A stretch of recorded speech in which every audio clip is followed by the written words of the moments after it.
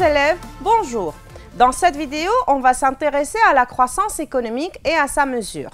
Pour cela, on va d'abord commencer par présenter la notion de croissance économique. Puis, on va la mesurer par le taux de croissance du PIB. Ensuite, on va mettre en évidence son aspect irrégulier. De même, on va dégager les limites de la mesure de l'évolution du PIB. Enfin, on va présenter d'autres mesures possibles à part celle du taux de croissance du PIB. Commençons d'abord par définir la notion de croissance économique. En effet, la croissance économique se définit comme étant l'augmentation durable de la production totale d'un pays, accompagnée par des mutations des structures économiques.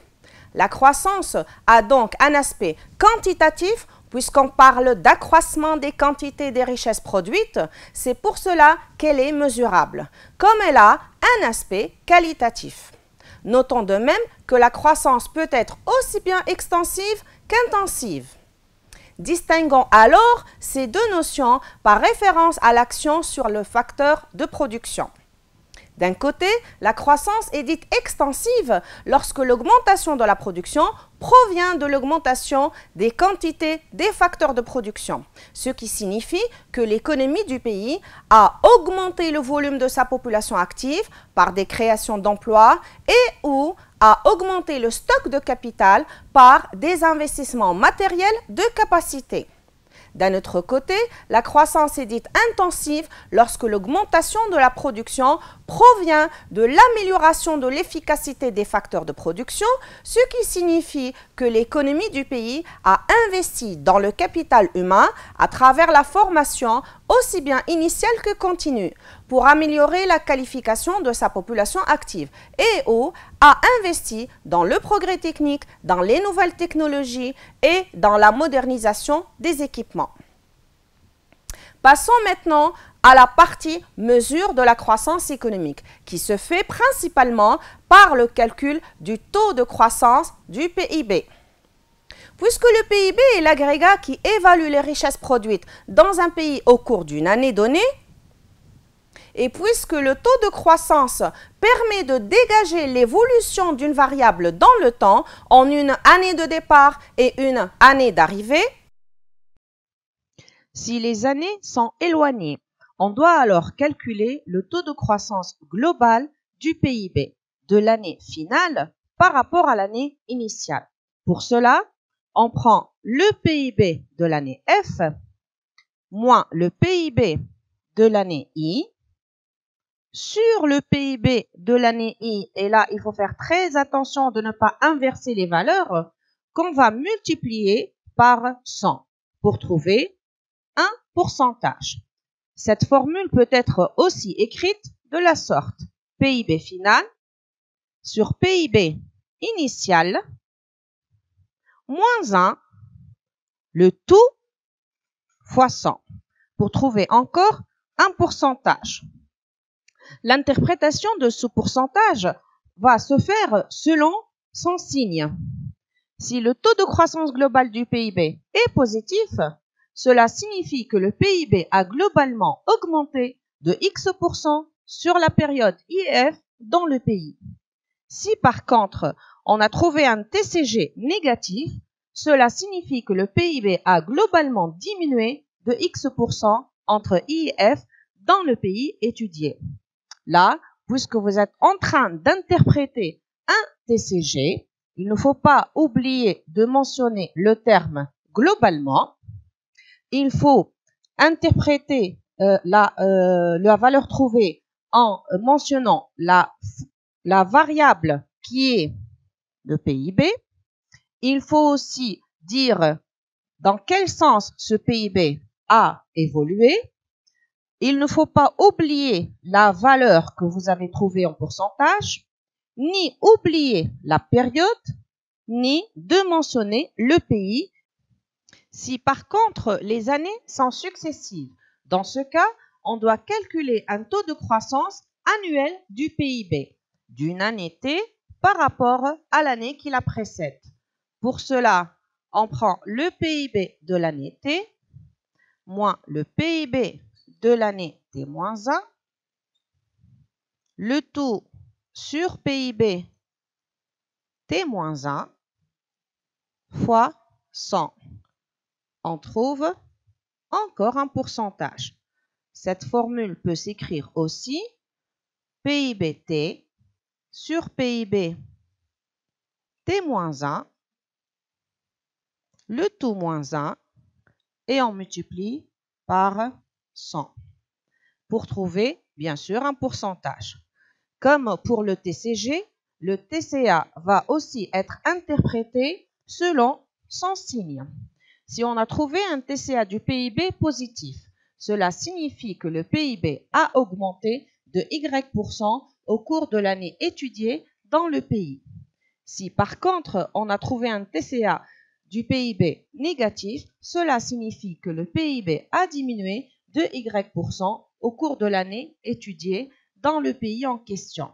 Là, vous remarquez encore qu'on a parlé de la variable étudiée, qu'on a donné son sens de variation, qu'on n'a pas oublié de mentionner la valeur trouvée, l'année étudiée et bien sûr le pays comme on l'a fait tout à l'heure.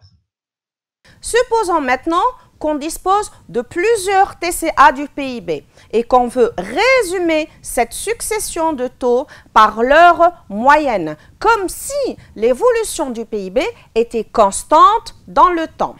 On s'intéresse dans ce cas au taux de croissance annuel moyen du PIB sur une longue période T et Tn, qu'on écrit de cette façon et qui est bien évidemment un pourcentage. À noter qu'on ne dispose pas de formule spécifique à ce taux.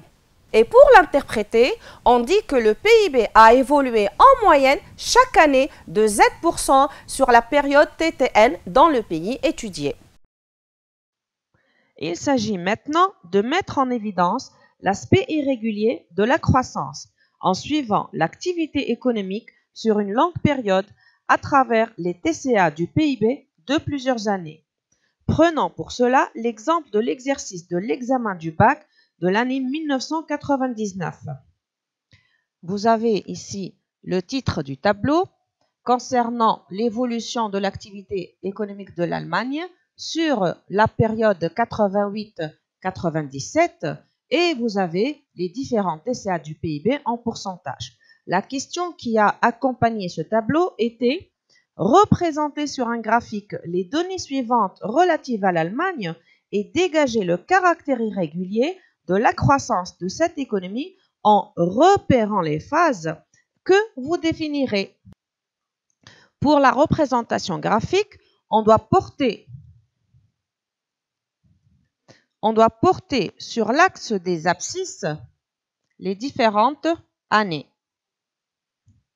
On doit porter sur l'axe des ordonnées les différents TCA du PIB. On va donc représenter par un point chaque année et son taux respectif.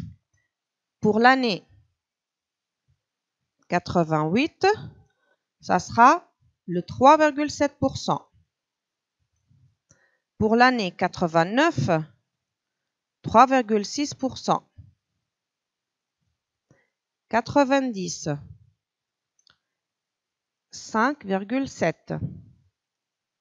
91, 4,5. 92, 2,1. Il faut faire attention concernant l'année 93, pour laquelle le taux a été négatif de moins 1,3%. On reprend 94, 1,8. 95, 2,6. 96, 1,4. Et on termine par l'année 97 à 2,2%. Pour représenter la courbe, on va relier les points un par un sans oublier aucun, car dans ce cas, la courbe sera fausse. Il faut faire attention de ne pas commencer la courbe par le point d'intersection des deux axes, ni prolonger la courbe parce que vous n'avez aucune donnée pour les taux après. Ces deux parties sont strictement fausses. On constate que l'activité économique de ce pays n'a pas été régulière, n'est pas uniforme au cours de cette longue période, même si la courbe a une tendance générale à la hausse. Le TCA du PIB augmente pendant certaines phases et diminue au cours d'autres phases. Ceci s'explique par le PIB qui change de rythme d'évolution. Des fois, il s'accélère, des fois, il ralentit. Ces phases sont appelées des fluctuations économiques qui, lorsqu'elles sont répétitives selon une certaine périodicité, elles constituent un cycle économique. Concernant l'identification des différentes phases d'un cycle économique, on trouve la phase d'expansion. Lorsque le TCA du PIB augmente, le PIB augmente à un rythme accéléré et la courbe est ascendante. On trouve aussi la phase de récession. Lorsque le TCA du PIB diminue mais reste positif, le PIB continue d'augmenter mais à un rythme ralenti et la courbe devient descendante. On trouve encore la phase de dépression.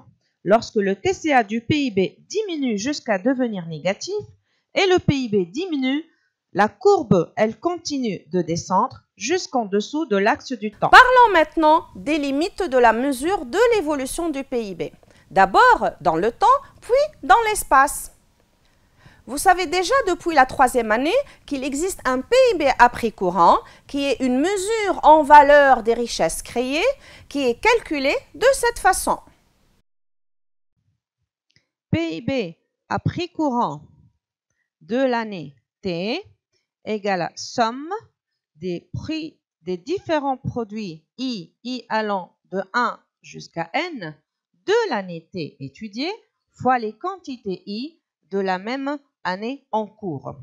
Le problème soulevé à ce niveau, c'est que chaque année, les prix ont tendance à augmenter par rapport à l'année précédente. La valeur du PIB nominal, ce qui est donc un PIB gonflé et risque d'avoir une idée fausse sur la croissance économique. La solution à ce problème réside alors dans le calcul du PIB à prix constant de l'année T égale à somme des prix des différents produits I allant de 1 jusqu'à N de l'année de base T0 fois les quantités des produits I de l'année en cours étudiée. Comme les prix ici sont constants, c'est-à-dire fixes de T0 jusqu'à l'année T, alors la valeur est réelle, ce qui donne un PIB plus pertinent et une croissance économique plus proche de la réalité. Donc, pour éliminer l'effet de la hausse des prix au cours du temps, qui gonfle le PIB nominal à prix courant, et pour passer au PIB réel à prix constant, on doit calculer le déflateur du PIB d'une année T par rapport à une année de base T0 s'écrit de cette façon, soit le PIB à prix courant sur le PIB à prix constant, les deux de l'année T, bien sûr, et fois 100, ou encore le PIB nominal sur le PIB réel, les deux de l'année T, fois 100. Cette valeur, elle n'a ni unité, ni pourcentage. Il faut faire attention concernant l'interprétation du déflateur. Même s'il est calculé sur la base du PIB, on dit que ce sont les prix qui ont augmenté de X% en T par rapport à T0 et on ne dit pas que c'est le PIB qui a augmenté. C'était donc la limite dans le temps. Passons maintenant à la limite dans l'espace. La comparaison à l'échelle internationale est plus pertinente avec le PIB en PPA, d'où son utilité. Car le PIB nominal est évalué à prix courant et le PIB réel est évalué à prix constant, mais toujours en monnaie nationale ou en dollars courants.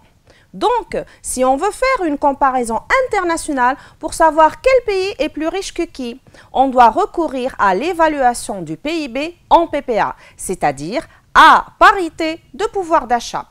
Non pas évoluer en monnaie nationale à partir des prix intérieurs de chaque pays, mais plutôt en se basant sur un taux de change fictif qui élimine la différence de prix entre les pays et qui suppose que les pouvoirs d'achat sont partout équivalents. Passons maintenant à d'autres méthodes de mesure de l'évolution du PIB, à part la méthode du taux de croissance du PIB. En effet, on peut se baser sur le calcul de l'indice du PIB d'une année T par rapport à l'année de base T0 en prenant en haut le PIB de l'année T, en bas le PIB de l'année T0 et on multiplie par 100. On va trouver, comme pour le déflateur, une valeur. Cette valeur, elle n'a pas d'unité, elle n'est pas non plus en pourcentage.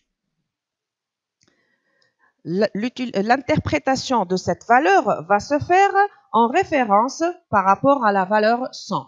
Si on a trouvé une valeur d'indice supérieure à 100, on doit l'écrire sous la forme 100 plus X, ce qui signifie que le PIB a augmenté de X% en T par rapport à T0 année de base dans le pays étudié. Si par contre l'indice trouvé est une valeur inférieure à 100, on va l'écrire sous la forme 100 moins indice pour dégager une valeur Y. Cette valeur sera le pourcentage de la diminution du PIB en T par rapport à l'année de base T0 dans le pays étudié. Il faut faire attention dans l'interprétation de cet indice de ne pas dire que c'est l'indice qui a augmenté, mais c'est plutôt le PIB qui a augmenté ou qui a diminué. À part le calcul du taux de croissance du PIB et de l'indice du PIB, on peut aussi calculer le coefficient multiplicateur du PIB sur la période F et I se calcule par le rapport du PIB de la fin de période sur le PIB du début de la période. Dans ce cas, puisque c'est un coefficient multiplicateur, on doit trouver un nombre de fois selon lequel le PIB s'est multiplié. Il s'agit là de faire attention, ce n'est pas un taux de croissance du PIB, donc on n'ajoute pas de pourcentage. C'est juste un coefficient multiplicateur. Pour récapituler, on dispose de 3 principales mesures de l'évolution du PIB dans le temps, entre lesquelles on peut dégager des relations pour calculer une inconnue à partir d'une donnée ou d'une autre en cas de besoin. C'est-à-dire, puisque le taux de croissance global du PIB de l'année F par rapport à l'année I égale PIB final sur PIB initial moins 1 le tout fois 100, à partir de la formule du taux de croissance du PIB, on peut dégager dans cette même écriture coefficient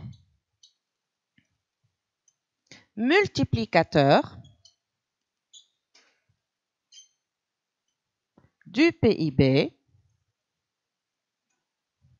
moins 1 le tout fois 100. On peut aussi écrire en faisant le développement fois 100. Donc, indice du PIB de l'année T par rapport à l'année T0 si I coïncide avec l'année T0, moins 100. Ceci étant, je vous remercie, chers élèves, pour votre attention, tout en vous espérant bonne chance et à la prochaine.